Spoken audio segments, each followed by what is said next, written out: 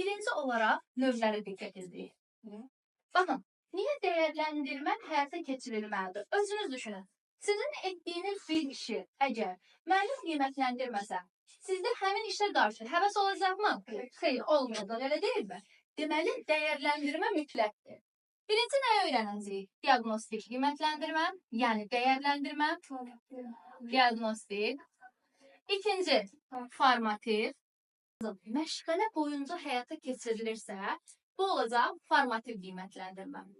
Deməli, ilin əvvəlində keçirilən nə oldu? Diagnostik. Amma məşğələ boyunca keçirilən nə oldu? Formativ. Və burada oxşarlıq nədir? Həm diagnostikdə, həm də formativdə. Buna fikir verin ki, ikisində də oxşarlıq rəsmi qiymətləndirmə deyil. Aydındır mı? Sonra formativ qiymətləndirmədə nəyi yazırsınız? Nailiyyətin izlənilməsi.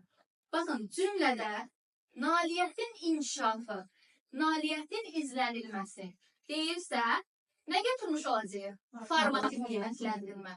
Bəs yaxşı, indi sual verir bilərsiniz ki, bu yekun hesabatı niyə deyilir?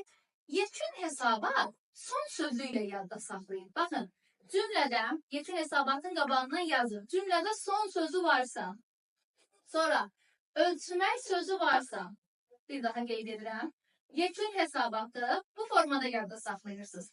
Cümlədə son sözü varsa, ölçmək varsa, məsələn, 3 və 6 yaşın sonu, bakın, yekun hesabat 3 və 6 yaşın sonunda keçirilir. Buna diqqət edin. Aydındır mı?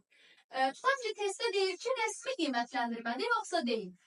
Yadda saxlayırıq ki, diagnostik və formativ rəsmi deyil, amma yekun hesabat isə rəsmi qiymətləndirmədir. Belə bir sual verilir ki, müəllim uşağın nailiyyətini ölçür.